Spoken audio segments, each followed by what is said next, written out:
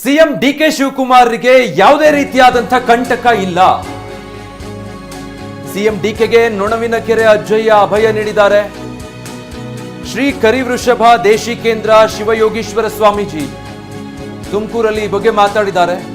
ನೊಣವಿನ ಕೆರೆ ಸ್ವಾಮೀಜಿ ಕಾಂಗ್ರೆಸ್ ಮುಖಂಡನ ಮನೆಗೆ ಪಾದಪೂಜೆಗೆ ಆಗಮಿಸಿದ್ರು. ಈ ಸಂದರ್ಭದಲ್ಲಿ ಮಾತಾಡಿದ್ದಾರೆ.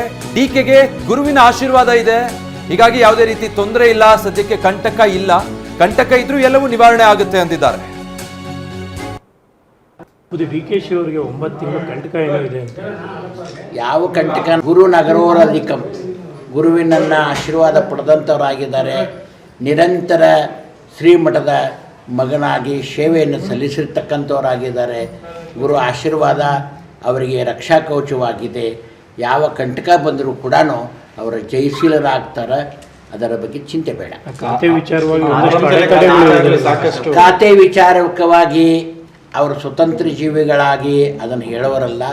ಮೇಲಧಿಕಾರಿಗಳಿರ್ತಕ್ಕಂಥವ್ರು ಏನಿದ್ದಾರೆ, ಆ ಒಂದು ಅಧಿಕಾರ ವರ್ಗದವರು ಏನು ತೀರ್ಮಾನ ತಗೊಳ್ತಾರೆ ಅವರು ಕಂಕಣಬದ್ಧರಾಗಿ ನಿಂತು ರೈತರ, ಬಡವರ, ಸೈನಿಕರ, ವರ್ತಕರ, ಯುವಕರ ಪರಿಪೂರ್ಣವಾಗಿರ್ತಕ್ಕಂಥ ರಾಜ, ಪ್ರತ್ಯಕ್ಷ ದೇವತಾ, ನಮ್ಮ ಪರಮ ಪೂಜ್ಯ ಗುರುಗಳಾಗಿರ್ತಕ್ಕಂಥವರು ಮಾನವ ಧರ್ಮಕ್ಕೆ ಜಯವಾಗಲಿ, ಧರ್ಮದಿಂದಲೇ ವಿಶ್ವಕ್ಕೆ ಶಾಂತಿ ಅಂತಕ್ಕಂಥ ಮಂತ್ರವನ್ನು ಘೋಷಣೆ ಮಾಡಿದ್ದಾರೆ.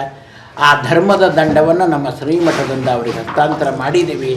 ರಾಜಕೀಯಲ್ಲಾಗಲಿ, ವರ್ತಕರಲ್ಲಾಗಲಿ, ರೈತರಲ್ಲಾಗಲಿ, ಯುವಕರಲ್ಲಾಗಲಿ ಮತ್ತು ತಾಯಂದಿರಾಗಲಿ ಎಲ್ಲರ ಪ್ರೀತಿಯ ಮಗನಾಗಿ ಅವರು ನಿರಂತರ ಸಮಾಜದ ಸೇವೆಯಲ್ಲಿ ಅವರು ಬಂದ ತಮ್ಮ ಬದುಕನ್ನು ರೂಪಿಸ್ಕೊಳ್ತಾರೆ. ಯಾವ ಚಿಂತೆ ಇಲ್ಲ.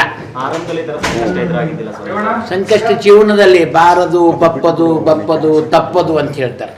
ಎಲ್ಲರಿಗೂ ಅದು ಬರುವಂಥ ಸಂಕಷ್ಟ ಇರುವುದೇ. ನಂಬಲೆ ಮನವೇ ಹಂಬಲಿಸದಿರು, ನಂಬದೆ ನಚ್ಚದೆ ಕರದಡೆ ಒಯನನ ಶಿವನು ಸಾಂಬ ನುಡಿಯಲು ನಂಬಿಕೆಯೇ ಕಾರಣ ಅಂತ ಶರಣರೇನು ಮಾತನ್ನು ಹೇಳ್ತಾರೆ. ಅವರು ನಂಬಿಕೆಯನ್ನು, ಶ್ರೀಮಠದ ಗುರುವನ್ನು ಅವರು ನಂಬಿಕೊಂಡು ಶ್ರದ್ಧಾಭಕ್ತಿಯಿಂದ ಇದ್ದಾರೆ. ಆ ಕಂಟಕ ಅವರಿಗೆ ದೂರ ಆಗಿದೆ. ಗುರು ರಕ್ಷಣೆ ಅವರಿಗೆ ದಯಪಾಲಿಸಿದ್ದೀವಿ. ಅದರ ಬಗ್ಗೆ ಚಿಂತೆ